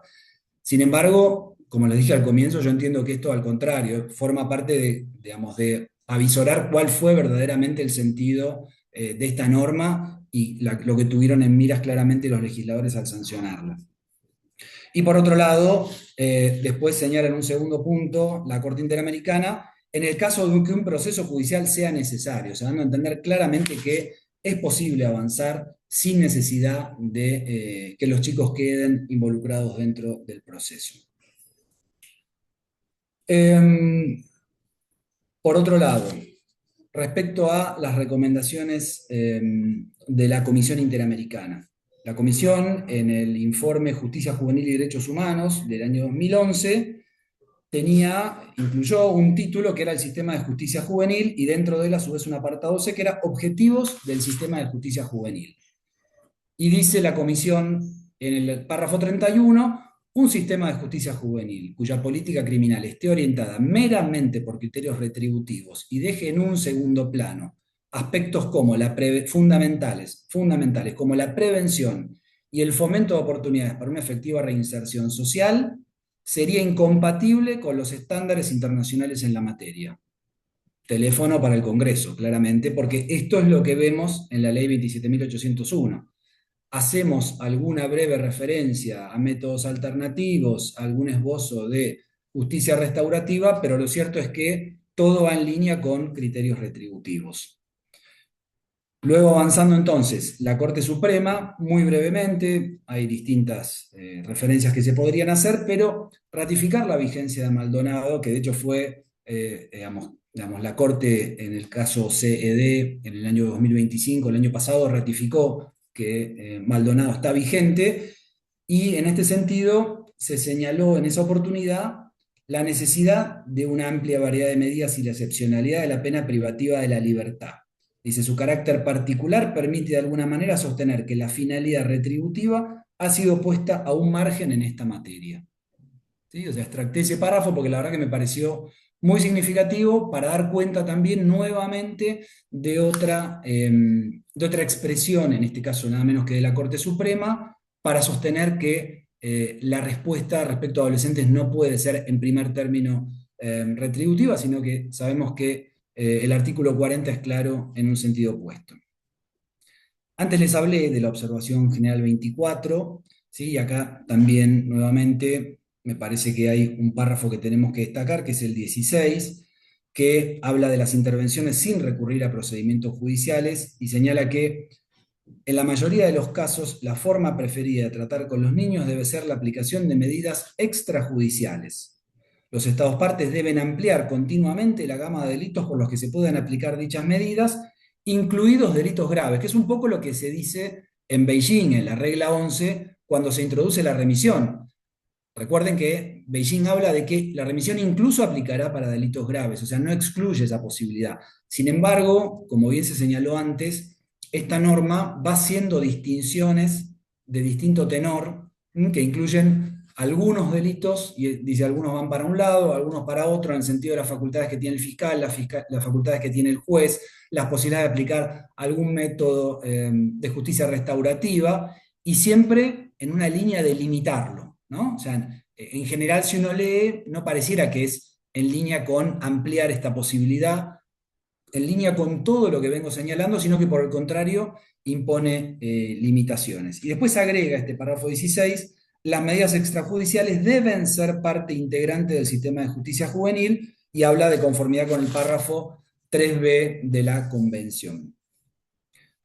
Un punto que me había señalado también para mencionar tiene que ver con la aplicación justamente del artículo 59, inciso 5 del Código Penal, ¿sí? Que prevé justamente el principio de oportunidad. Pero fíjense cómo el artículo 59 está redactado de esta manera. Dice, la acción penal se extinguirá por aplicación de un criterio de oportunidad, de conformidad con lo previsto en las leyes procesales correspondientes. Es decir, el legislador penal, cuando incluyó esta norma, entendió que le estaba vedado inmiscuirse en cuestiones que eran justamente atinentes a las legislaturas provinciales. Sin embargo, este texto, como ya vimos, como ya mencionamos, avanza en el mismo sentido, tal como también mencionó el colega Entre Ríos. Claramente acá, nuevamente, digamos, la idea de especialidad, la idea de respuesta diferenciada, brilla por su ausencia. A ver, algunas cuestiones que me parece importante destacar. Primero que nada, la necesidad de trabajar desde una perspectiva de derechos humanos, y esto significa, por supuesto, la idea de no regresividad, pero también la idea de incluir el interés superior, pero en cada caso concreto, viendo a cada joven en particular. Por otro lado, también analizar todas estas cuestiones a la luz de los posibles planteos, yo diría, de inconvencionalidad, pero también incluiría de inconstitucionalidad, porque entiendo que también como un bloque en sí podemos decir que también existen violaciones en ese sentido. Y por otro lado, también destacar que todo esto que venimos diciendo se trata de un derecho que tienen chicos y chicas cuando están inmersos en un proceso penal, porque si no parece que estamos hablando de un favor, ¿sí? Que se les hace a partir de permitirles que en tal circunstancia o en tal otra accedan a una respuesta diferenciada, ya sea por el límite de los 15 años, ya sea por decir que aquellos delitos donde puede haber alguna circunstancia particular de estas características, por el principio de oportunidad que se le permite con limitaciones al fiscal, o por las decisiones y la discrecionalidad que tiene el juez, podría de alguna manera entonces evitar el proceso, o que el proceso sea resuelto en un sentido o en otro. Entiendo que tenemos que ser muy concretos, muy contundentes en esto, en defender esta idea de que el proceso no tenga un carácter retributivo, que tenga un carácter socioeducativo, que eso sea lo que prime como mirada, que a su vez en línea también con toda la normativa, con lo que señalé, se tenga en cuenta que el acceso a métodos de justicia restaurativa, la posibilidad de ser desvinculado del proceso, forma parte de un derecho, ¿sí? Y entonces, por supuesto que ahí viene el trabajo de cada uno de vuelta en el caso concreto, sin desconocer, porque esto también, que hay algunas menciones que no me voy a, digamos, no voy a ahondar en eso, pero en lo que tiene que ver con lo que se habla de salud mental del adolescente, lo que tiene que ver con la declaración de inimputabilidad, ¿sí? Entonces acá todas las cuestiones vinculadas a salud, a educación, mismo a esparcimiento, a lugares de alojamiento, ¿sí?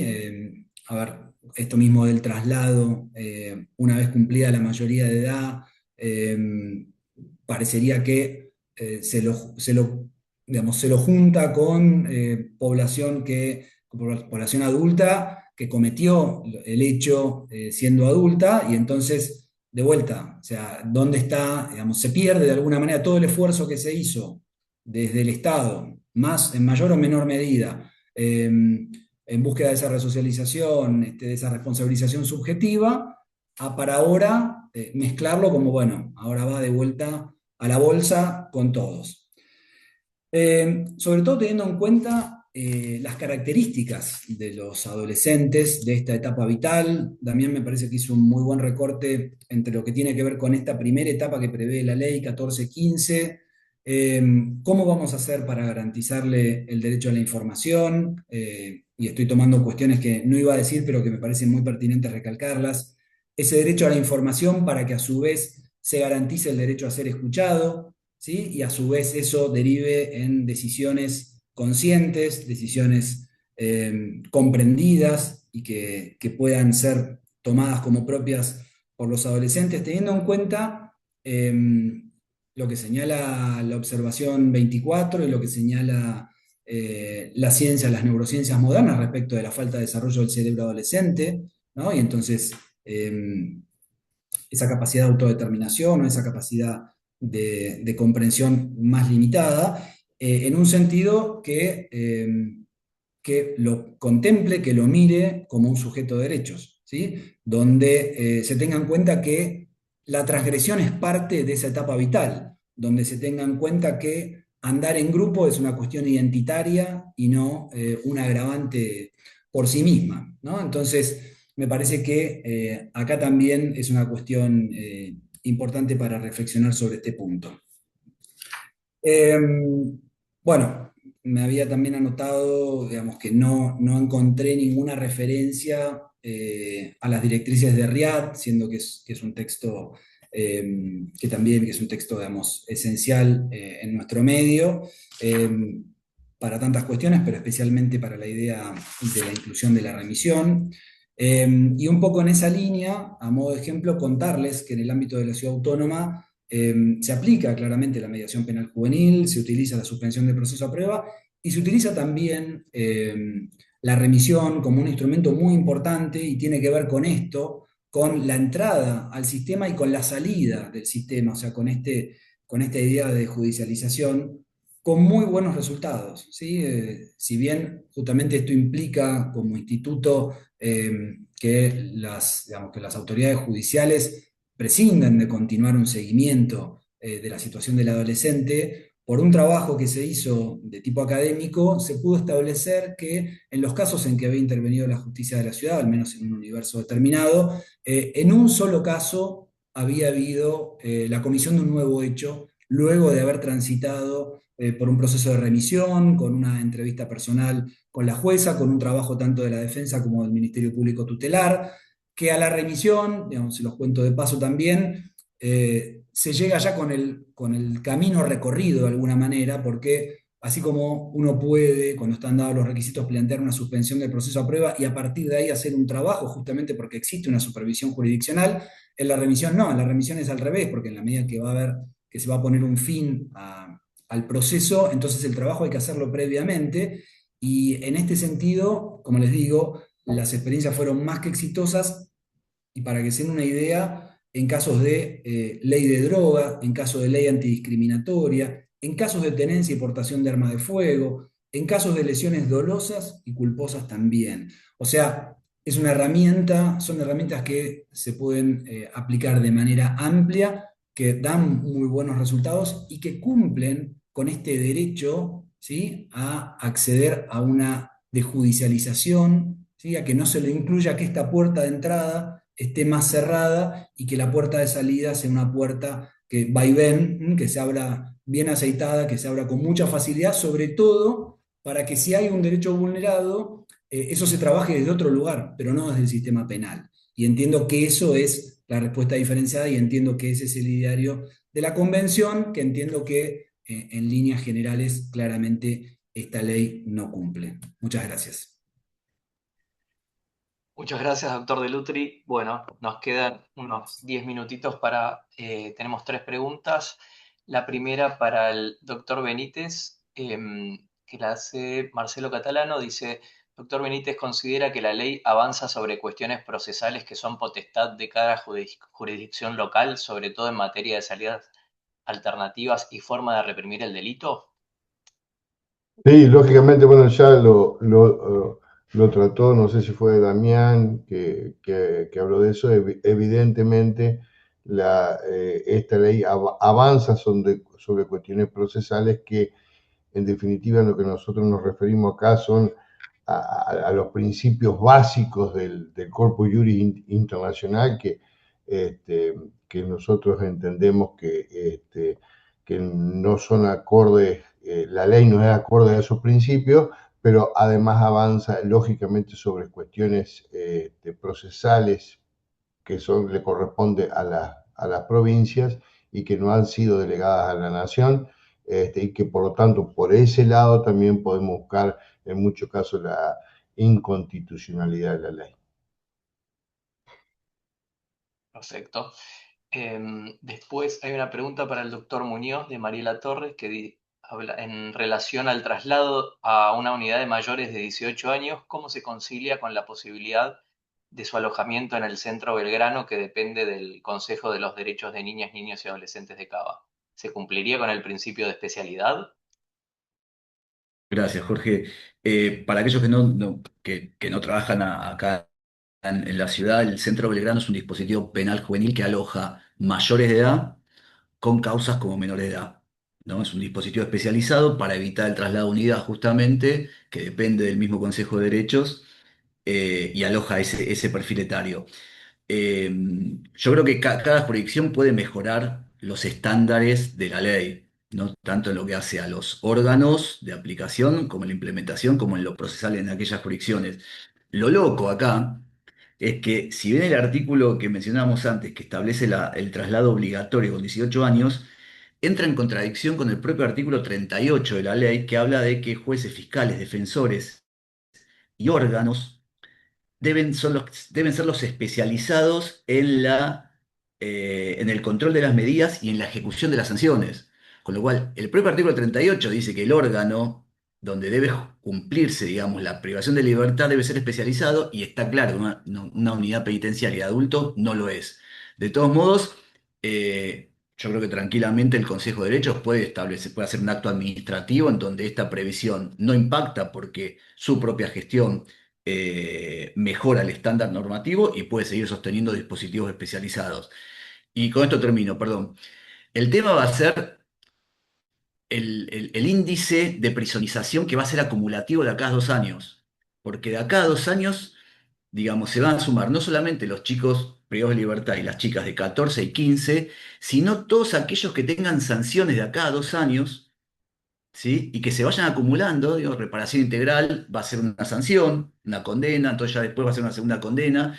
Entonces, para dentro de 2 años vamos a tener un nivel de ingreso de los chicos nuevos, más aquellos que hayan ingresado y salido, más aquellos que tengan pequeñas condenas, que yo no sé si va a haber algún dispositivo especializado para chicos y chicas mayores de 18 años que pueda absorber ese universo. Digo, por más que quieran, no sé si va a tener la capacidad de absorberlo. Gracias, Jorge. A usted, doctor. Por último, hay una pregunta de Raquel Poncinibio, tal vez la pueda responder el doctor Alice, ya que habla del Consejo Federal. Dice, teniendo en cuenta la inconvencionalidad manifiesta, ¿no podría ser posible presentar una acción de declaración de inconstitucionalidad como Consejo Federal? Porque el caso a caso entiendo que perderá fuerza y será más fácil dictar la constitucionalidad. En La Plata se está pensando en una medida así, pero el tema es la legitimación. Gracias. Bueno, gracias por la pregunta. Primero, felicitarlos a Maximiliano, Damián, Rodrigo, realmente excelentes sus exposiciones. Me parece que el fin inicialmente pensado se viene dando.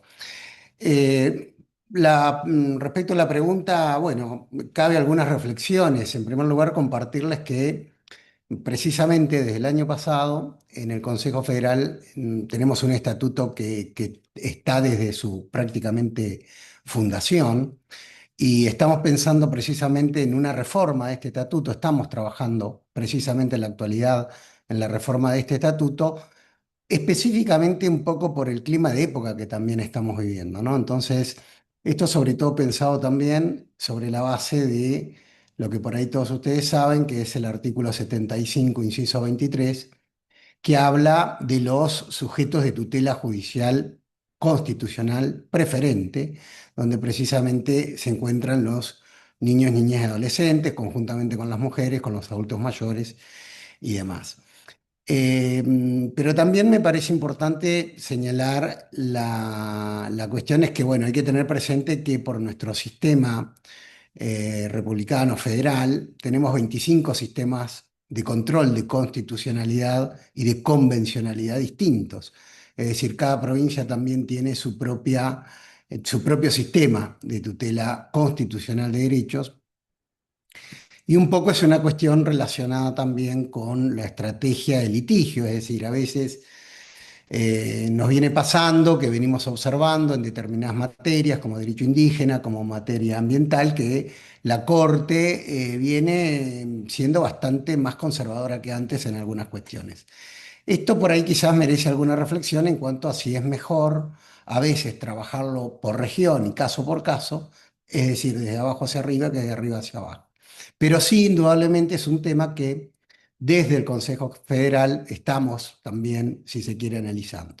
Lo importante es que a partir de estos espacios de reflexión, de ir compartiendo, también de las experiencias regionales, porque también hay que considerar que nuestro sistema de control de constitucionalidad es un sistema de control difuso, es decir, que cada juez del país puede no solo declarar la inconstitucionalidad de determinado artículo de una ley nacional, y también puede declarar la inconvencionalidad.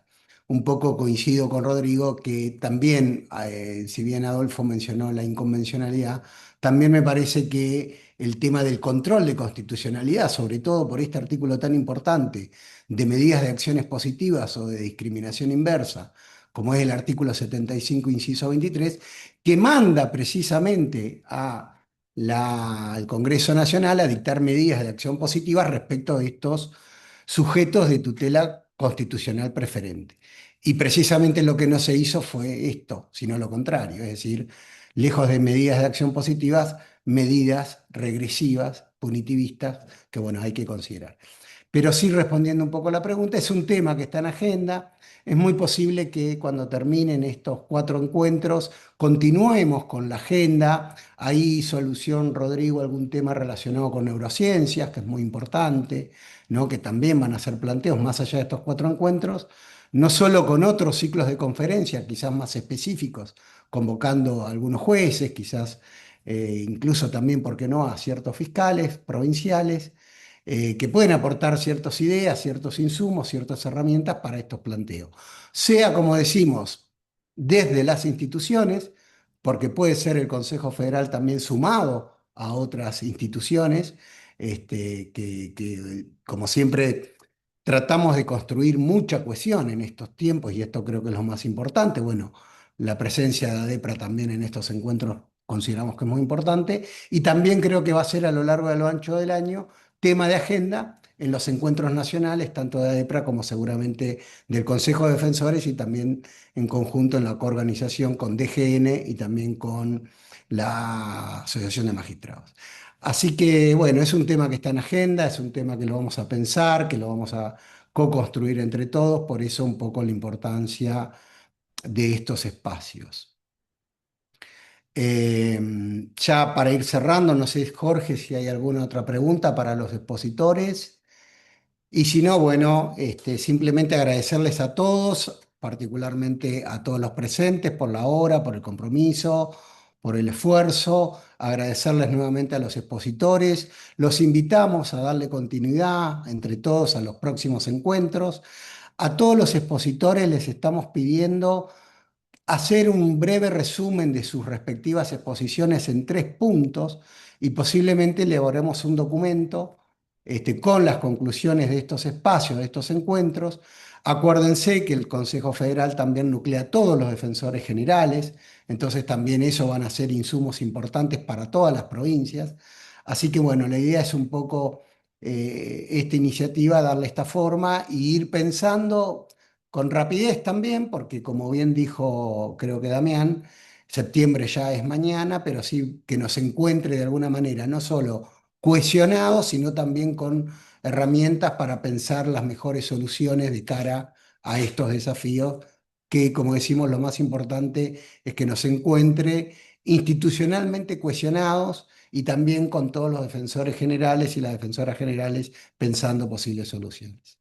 Así que bueno, muchas gracias nuevamente y estamos en contacto permanente.